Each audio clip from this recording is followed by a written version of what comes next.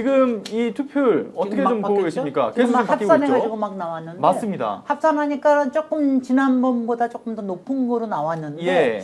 저는 사실은 추정적으로는 지난번보다 약간 낮을 거라고 생각을 하는데 네. 지금 약간 높은 거로 나와서 약간 지금 놀라고 있습니다. 약간 놀라고 있어서 근데 이제 오늘 오전에 대구 쪽에서 높은 거는 워낙 사전 투표가 그쪽에서 낮았기 때문에 나오는 현상인데 예, 정말 그렇죠. 마지막에 전임들이 탄핵당한 사람들이 다 예. 나돌아다니더니 정말 결집하는 건가요?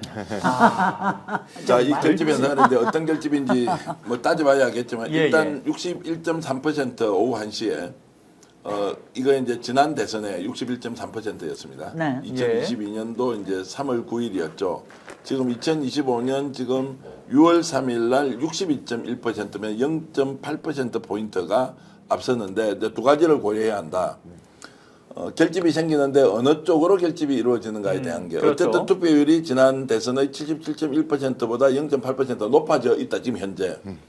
두 번째는 6시까지 투표가 끝이 나는 것이 아니라 8시. 6시부터 8시까지 2시간 정도 그렇죠. 투표 시간이 더 길어져 있을 때 이것이 이제 최종적인 투표율에 어떤 영향을 미칠 것이냐라고 한다면 77.1%라는 지난 대선 투표율보다는 높아질 수밖에 없고 예. 높아지는 것이 어디까지 그러면은 치달을 것이냐 하는 것은 이제 각자 좀 생각이 다른데 그렇죠. 제 느낌으로는 지난 대선보다 좀 떨어질 것이라고 하는 것이 일반적인 예측이었는데 마지막 투표 당일날 뭔가 이상한 징조가 있다. 이걸 지금 어떻게 해석해야 하느냐라고 하는 것은 이제 각자가 판단하는 것이 좀 다르겠지만 매우 특이하게 결과가 이상하다 좋은 쪽으로 뭐 이런 생각이 이상하다 좋은 쪽이다 이렇게 생각합니다. 예. 그렇죠. 그리고 지금 이제 투표율을 보게 되면 특히 대구 쪽에서 일단 1위를 달리고 있는 상황이지 않습니까? 아, 그래서 근데 내려왔어요, 마침 이제 또 또. 변호사님이 대구 출신이고 네, 또 대구에서 변호사도 하고 왔습니다, 계시지 아침에. 않습니까? 네. 그래서 대구 현장의 민심 그러니까 지금 1위를 달리고 있는 그 결집하고 있는 민심의 이유 배경은 어디에 있을 것이라고 보시는지도 궁금하네요. 네, 그러니까 본 투표율은 뭐 압도적으로 1위였던 예. 것은 말씀하셨던 대로 의원님께서 이제 사전 투표율이 워낙 낮았고 사전 투표율이 낮은 정도가요. 지난번 사전 투표에 비해서 대구는 9% 낮았고 예. 경북은 10% 낮았어요. 심각하게 낮았거든요. 예. 사전 투표율이. 근데 제가 이제 오전에 직접 이제 지금 대구에서 아침에 기차를 타고 왔으니까 아침에 6시, 7시 때 그 투표소들을 가봤습니다. 가봤더니 확실히 줄이 많이 길어져 있고 그 다음에 연령대가 매우 높아요. 오전에 원래 아침에는 높은 연령대 투표를 하지만 그리고 주목할 것은 이제 대구 안에서도 어느 곳에 투표율이 높은가를 봤더니 달서구라고 하는 지역에서 가장 높은 투표율을 기록했어요. 근데 그곳은 우리 공화당의 조원진 의원이 예전에 전 의원이 예전에 지역구를 가지고 있었고 박근혜라든지 이제 그 아주 이제 구보수의 정서적인 유대감이 굉장히 강한 지역입니다. 그 지역에서 뭐 오전에 아주 투표장에 쏟아져 나온 건 있다마는 그렇지만 이 힘이 계속 유지될 것인가 그렇지 않다. 지금 사전 투표율 합산하니까 벌써 대구는 거의 최하위로 내려갔거든요. 투표율이. 예. 근데 이 뒷심이 아마 갈수록 저는 투표율이 내려갈 것으로 보여요. 이제 젊은 층들은 제가 이제 직접 전화를 돌려보고 이제 여론의 추이를 보면 저관여층이 대부분이에요. 정치에 관심 없는 젊은 층이 대부분인데 투표를 안 하려고 하는 사람들이 더 많고요.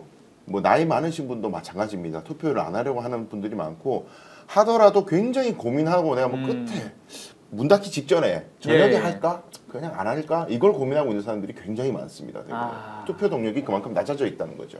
그렇군요. 실제로 그 유세를 하다 보면은 이제 그 현장에 있던 의원들이 하나같이 얘기하는 게 뭐냐면 본인이 직접적으로 예를 들어 민주당을 지지한다라고 얘기는 못해도 뒤에 가서 원래 전 이번에 1번 찍을 거예요라고 이야기하시는 분들도 있었다. 근데 오히려 그 지역적 특성상 샤이 민주당 계열 쪽으로 이제 좀 많이 치중되어 있는 부분들이 있는데 네. 말씀하셨던 것처럼 이제 오후 8시까지 진행된다라고 하면 좀 저녁 늦게 이때는 슬슬 나가서 몰래 슬쩍 나가볼까라고 생각하시는 분들도 있을 수 있다라는 거죠. 네.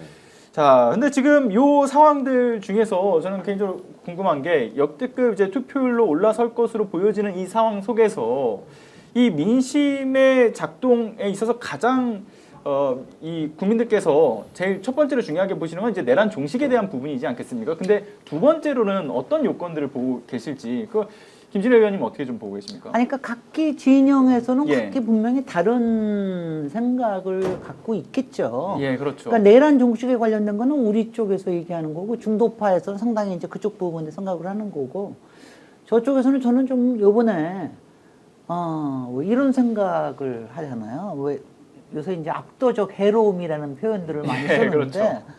아 저는 압도적 더러움이라는 아. 생각이 막 들을 정도가 예. 아니요. 그러니까 우리가 통상적으로 생각을 하면은 마지막까지도 내란 종식 지금도 오늘 오전에 그 윤석열 김건희 나와가지고 투표하는 거는 맞습니다. 뭐 개인의 권한이니까 당연히 투표를 하러 나오는 건 맞지만 거기서 나오는 태도 자체가 예. 웃으면서 나오잖아요. 맞습니다. 누구 때문에 하고 있는 건데 거기다가 어저께는 드디어 이명박 대통령까지 나오잖아요. 그 다음에 박근혜는 대구 소문시장까지 나오는 것까지는 조금 이해해 주자. 그거는 뭐 자기가 여기에 영주라는 걸 표현을 하는 거니까 뭐 그렇다고 예. 치는데 어저께는 이제 경남권까지 갔잖아요.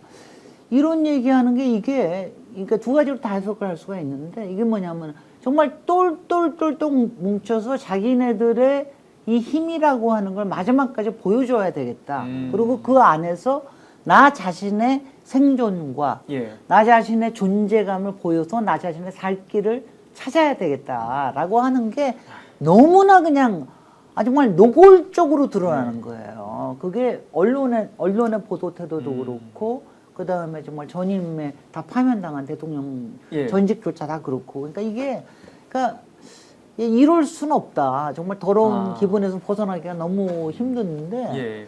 그 추악한 실체를 계속 드러내고 있다. 그런 것들이 아마 작용하고 있는 게 아닌가. 근데 예. 그거를 보고 있는 것만큼 저도 지금 최근에 한 2, 3일 동안에 이게 느끼는 게 특히 예. 지난 화요일 날부터 야 저런 더러운 꼴 못 보겠다.